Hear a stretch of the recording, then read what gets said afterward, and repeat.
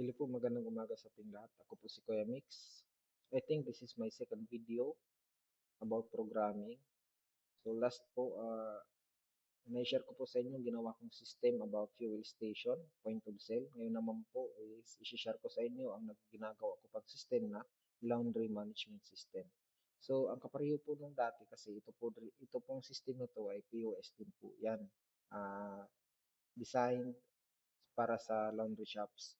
So ito po yung pinagkaiba po nila dati, yung isa. Kasi yung isa po is Windows Form po. Offline po na system yun. Ito naman po is web-based. So, kaya po itong ma-access through cellphone, tablets, laptops, and desktops as long as nakakunik po yung device ninyo sa internet. So, sa mga gusto pong mag-avail ng mga may-ari po ng laundry shops, o isalalagay ko na lang po yung contact details ko sa description ng video. Yung pinaka-requirements lang po nito is kailangan po may internet po sa shop ninyo. Yun lang po. Yung price naman po ng system is ano po, subscription po, by subscription po ito. So, babayaran nyo po ito every month. O depende po sa kukunin yung subscription. Pwede pong 6 months, 1 year. So, PM na lang po or direct message na lang po sa akin para po malaman niyo yung mga prices nito. So, sige po, pasukin po natin yung loob ng system para po makita natin kung paano po mag-transact gamit yung system na ito. So, login po tayo. So, dito po sa navigation bar, meron po tayong mga buttons. Ito po yung dashboard, customers, laundry, orders, payments, inventory, reports, service pricing, user management, and system settings. So, ito po yung pinaka-dashboard, yung naka-highlight. Ito po. So, dito po natin makikita yung lahat ng orders po ngayong araw, tsaka yung today's income po, at kung ano po yung mga status pa ng mga orders natin. So dito po nakikita po dalawa po yung on process. So dalawa din po yung ready for pick up na. Tsaka isa po yung claim. Yan. So dito naman sa customer, yan. Makikita po natin yung list of customers dito. So bakit ko po kailangan ng details ng customer? Kasi po, ginagamit ko po sa customer para po ma tingnan natin kung sino po yung customer na yung palagi po nagpapalabas sa atin. Para po makita natin dito total spend nila kung ilang beses na rin po silang nagpalabas sa atin para po mabigyan natin sila in the future ng discounts at saka vouchers. So meron po yung system natin. Yan yung isa sa pinaka features po ng system natin. So kailangan po talaga silang ilagay dito po sa customer registry. So yan po. So, dito na po sa laundry orders, pwede natin po i-click yung laundry orders. Yan, new order. Pwede rin po dito sa dashboard, click yung laundry orders. So, dito po sa laundry orders, nandito po yung mga orders natin. Nandito po yung mga lahat ng order ID, yung customers, tapos anong ilang bigat po yung pinapalaban nila, just per rate, per kilogram. Dito po yung mga presyo na to, pwede pa pong ibahin to. Depende po sa may-ari. So, ayan, payment, tsaka yung status, ayan, ready for pick up na, lahat po na sila bayad, pero ito iba-iba pa yung process. Kasi may mga customer po na nagbabayad po pag kukunin na yung labahan, nagbabayad po, pagka, pagka bihatid po, pagkabigay po ng labahin, agad po nagbabayad, o dyan sila nagbabayad pag nakuha na yung lanabhan. Yan.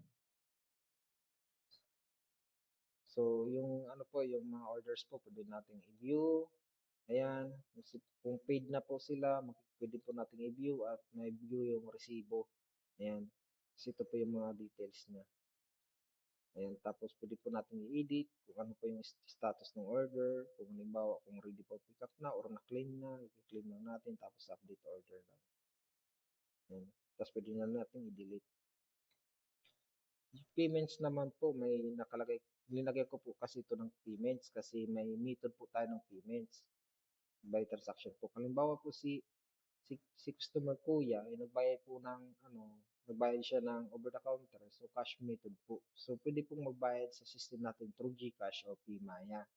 So yun po yung kagandahan ng system natin kasi pag ready for pick up na po yung pinalabhan nila, automatic po mag-e-email yung system natin. Mag-e-email or magse-send ng SMS. Depende po sa binigay po na contact details ni customer. Tapos makikita nila dun sa email or sa notification na ready for pick up na po yung linabin nila o kung ano na yung status ng nilabin nila. Tapos nandun po yun din yung link kung magbabayad sila through GCash or Maya. So ayan, yan po yung dahilan bakit po ako may payment nito dito. Sa inventory naman po, yung pinaka-importante ito po sa inventory. Kasi para po sa mga may-ari ng ng laundry shop, makikita po natin dito yung mga ginagamit natin sa paglalaba. So kailangan po nating ma-monitor kung ilang piraso pa yung stock at kung alin po yung paubos na. So dito po pwede tayong mag-restock o kung ang status po ng stock natin is good po o paubos na. Ayan. So pwede rin tayong mag-add po ng bagong item kung may bukod po dito may ginagamit pa po tayong iba. So pwede naman natin po i-delete ito kung gusto nyo. Kung may mga list po dito na hindi po kailangan. So pwede natin ito i-delete. Ito naman po yung reports. Yun yung pinaka-importante po yung mga reports. Dito po sa laundry reports po ito yung sales summary. So, filter by date po ito. Halimbawa, kung gusto nating makita yung kita natin mula ngayong araw, ah, mula no June 17, 2026 hanggang July 7, 17, 2026, lalabas po dito lahat po no transaction sa date na yon, sa loob ng date na yon. Kung gusto mong makita po yung transaction lang ngayong araw, July 17, ngayong araw lang, to July 17, i-filter po natin. So, wala pong lalabas kasi wala pa po tayong transaction ngayong araw. Yan po. Ah, kung kukunin po natin yung kahapon po, July 16 to July 17, filter po natin. Meron pong isa. Ayan, July 16 po. Meron po tayong isang transaction. So, ayan po. Dito pwede rin po natin i-print yung sales natin. Kung halimbawa i-filter mo natin, kung ano pong lalabas dito sa na-filter natin, yan yung pwede natin i-print. Ayan. So ito po yung kagandahan ng system natin. Kasi di na tayo magbubuklat ng mga libro na sinusulat pa natin yung mga sales. Dito po one click lang, pwede natin makita kung aling date yung gusto natin makita, kung ilang kita natin sa loob ng isang araw, isang linggo, isang buwan, isang taon. Madali natin makikita at ready to print na rin din po. Na rin po ito. Ayan. Tapos dito po may line graph po tayo dito. Ito po yung nagsisilbing pinaka-summary po ng yung isang tingin lang natin kung tumataas yung sales natin o bumababa. Ayan. So may top customers din tayo. So dito tayo magbabase kung sino po si customer yung nangunguna, yung yung top sa date na to. Kung halimbawa simula nung June hanggang ngayon, kung sino yung customer na nangunguna. Ayan. So, dito tayo sa top customer. So, nangunguna po si Pampam. So, may mga sa loob ng date na to, dalawang beses siyang nagpalaba. So, siya yung nangunguna. So, nasa sa atin na yun kung bibigyan natin siya ng discount or voucher sa bawat pagpapalaba niya. So, ayan. So, pwede natin i-print yung top customers. Ayan. Para kung hingin halimbawa ng mayari o hingin ng mayari sa cashier or sa staff na gusto niyang makita lahat ng mga top customers, kung sino po yung mas madalas magpalaba, so pwede rin po i-print ni staff. Ayan. So status list din po. Makikita po natin yung list dito kung alin po yung gusto nating makita, yung list ng on process lahat, lahat ng ready for pick up na o lahat ng claim or lahat ng status. Pwede natin makita yung list dito. Tapos, print to print din po yung status list.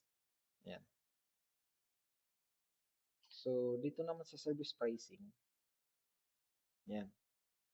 Dito naman sa service pricing, kasi may mga labahin po na madumi, may mga labahin po na mabibigat o klasing labahin na maobliga yung may-ari na magdagdag ng bleach, magdagdag ng sabon, mga ganyan ng hindi na regular na ano na nilalagay ni may-ari o naglalaba. So, pwede tayo maglagay dito ng surcharge, dagdag surcharge o dagdag ah, service. Halimbawa dito, wash only, dry and wash, fold only kasi may mga customer na nagpapa-fold lang, may si customer na nagpapa-dry lang, o may nagpapa-wash lang, o may kumpleto ng may na-wash, may dry and fold. So, pwede tayong maglagay dito ng mga services. Ito naman mga blue, ito naman yung mga surcharge. Kung halimbawa kung puti ang ipapalaban ni customer tapos kailangan gumamit ng bleach o magpapalagay si customer ng bleach, so may surcharge per kilo. Ayan, 10 pesos per kilo. So, kung mabigat na mga labahin, may surcharge din. Kung madumi talaga masyado, may surcharge din per kilogram. So, pwede tayong mag-add. Kung halimbawa, regular service lang, kung anong klaseng service yung ilalagay natin, kung kano yung presyo per kilo. O kung may mga surcharge, ayan, cider gown or self, kung anong klaseng description yung service na ibibigay natin sa kanya, tapos kung magkano po yung kilo.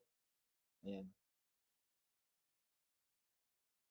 So yan po. Dito naman po tayo sa user management. Dito sa user management naman po, dito natin makikita lahat ng user ng system natin. So nandito po yung accounting admin, cashiers, tsaka si staff. So pwede natin i-edit, pwede natin i-delete. Ayan. So may last login, may restore din po ng login.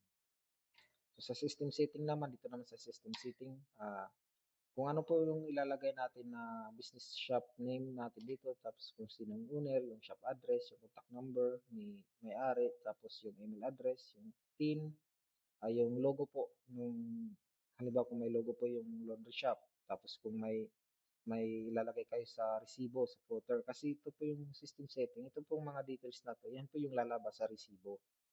Yan. So, para po makita rin sa resibo yung logo ng shop natin at yung pangalan ng shop natin at yung ibang detalye po. Ayan. So, try po tayong gumawa ng order.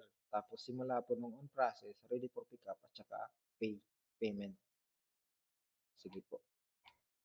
So, balik po tayo sa laundry orders. So, dito po sa laundry orders, ito po yung pinakapuso ng system natin. Kasi dito po tayo mag-order. Halimbawa, may dadating po na customer. Ay, yung customer po is dating customer na po natin. Halimbawa, o na meron na siyang record sa shop natin. So, halimbawa, yung customer na yun ay si Miko Miko. Halimbawa, ito siya. Halimbawa, yung customer na dumating, si Miko Miko, at ito yung details niya. Ayan. So, punta tayo sa laundry orders, tapos add tayo ng order. Ayan.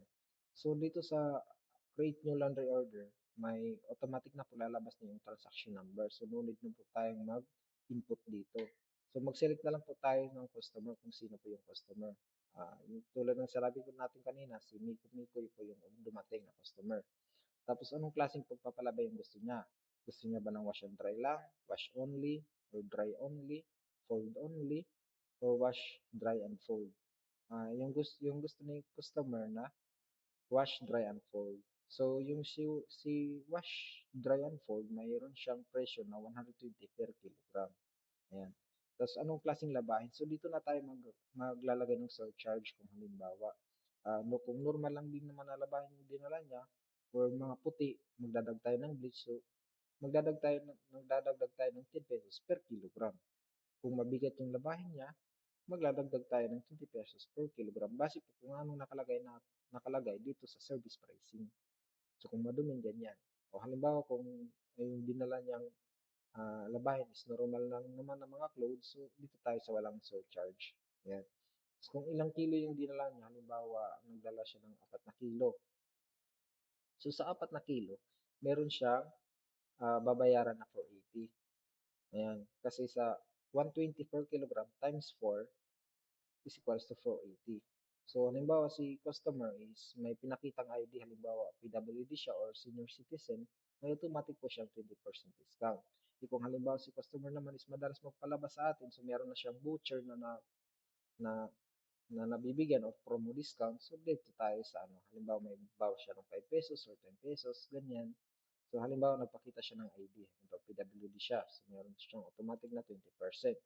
So meron siyang discount na 96 pesos kasi po yung 96 pesos, yan po yung 20% ng subtotal na 480. So yung babayaran na lang po niya is 384 na lang po. Ayan. So, lagyan po natin ng remarks dito. Sabihin na natin PWD customer. Ayan. Pwede tayong maglagay, pwede rin hindi. Place order. So, nandito na po si Miko Miko Kalinaya. So, meron siyang binigay na labahin, 4 kilo na labahin. Tapos, ito po yung rate ng service at ito po yung total amount. Ayan. So, yung status po nung labahin niya is on process kasi kabibigay pa lang. Tapos, hindi pa siya nagbayad. Halimbawa, nagbayad si customer agad sa cashier. O, dito tayo sa pay. Ayan. May lalabas po na pay. So, nandito po yung transaction order niya. Ito po yung payment method kung over the counter yung pagbayad niya or kung maglalagay tayo ng QR code sa table sa labas ng table nung laundry shop, may QR code doon, pwedeng mag-scan si customer. Ilalagay na lang natin kung anong method ng pagbayad niya. Kung halimbawa GCash, ilalagay na lang natin kung anong reference nung transaction niya sa GCash. Ayan. Kung over the counter lang naman, yung cash lang naman, okay. Ilagay lang natin dito sa over the counter. So, halimbawa yung binayad niya is 400 pesos. So, may sukli siyang 16 pesos. So, isave natin yung bayad. Ayan. So, lalabas po agad yung resibo at ito po yung lalabas na resibo. So, Umang's Laundry, base po sa nakalagay sa user as a system setting. So, ito yung address ng shop natin. Nandito yung telephone number. Nandito po yung transaction number. Ito po yung transaction number niya. Ito po yung date. At saka ito po yung pangalan ng customer. Tapos ito po yung service at kung magkano po yung binayaran niya. Ayan. So, may discount po siya na 96 pesos. Ito po yung grand total. So, cash receipt natin is 400 at saka yung change na is 16 pesos at ito yung pinaka-footer natin. Thank you. God bless. So, okay na po yun. So, ito na. Mag-automatic na po siyang mag-refresh at nagiging paid na po siya. So, pwede na kung halimbawa, kung edit natin, halimbawa, hindi pa siya nakabayad. Ayan, update natin. Halimbawa, unpaid pa. Tapos, i-edit natin yung on process. Halimbawa, ready for pickup na. Kasi tapos na nating labhin, gusto nating i-notify si customer na ready for pickup na yung pinalaban niya. So, i-edit natin yung order status. Sa pag-click natin ng update order, pag naging status niya is ready for pickup na, automatic po yung system natin na magsisend ng email po or notification kay customer na ready for pickup na po yung pinalaban niya. At saka nandun na rin po sa notification yung link kung saan po siya pwedeng magbayad through GCash or Maya. So, halimbawa si customer please nakapagbayad na po ng GCash, tapos na ipakita na po sa atin kung ano po yung transaction number is dito na po na natin nilalagay kung anong transaction number po. So, pag pagpunta po ni customer sa shop, may papakita na po niya yung resibo po nung GCash. Yan po.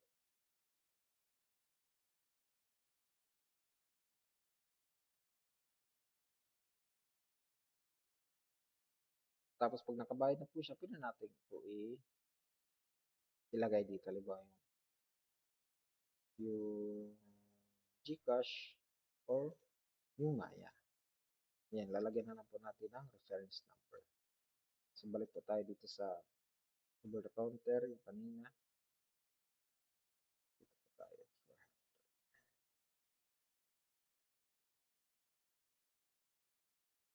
So, ayun. Yan. So, automatic na po siyang mag-paid, ready for pickup na, at lahat po ng mga status is na-claim na. So, i-click claim na lang na po natin. okey. Hmm, okey.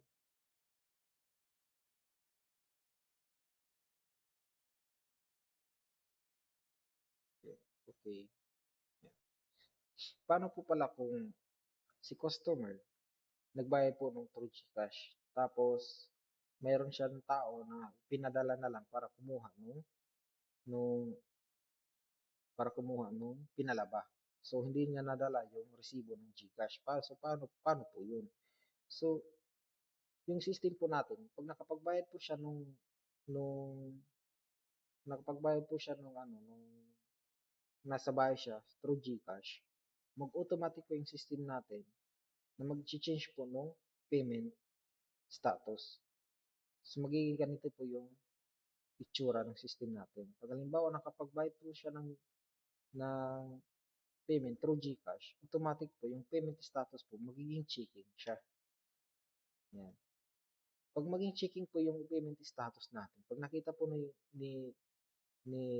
ano, 'pag nakita po ni cashier na checking po yung payment status, ibig sabihin po nakapagbayad po si customer ng through GCash payment method o online payment method. So, ibe-verify natin kung talagang nakapagbayad siya. So, lalabas po dito yung reference po.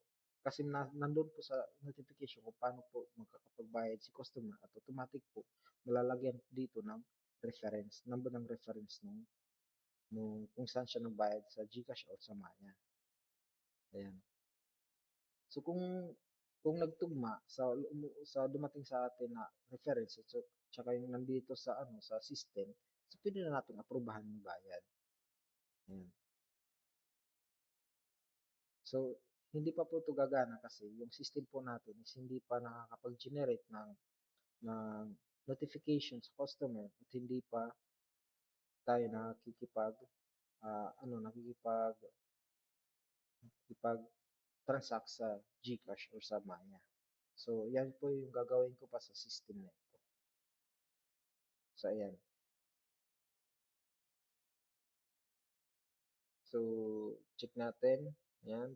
So, dito, kung halimbawa nakalimutan ni customer yung resibo at nawala at hingin niya ulit, so pwede natin i-check dito sa mga orders at i-click tong icon button na ito para makita natin yung details tsaka ma-print natin yung resibo.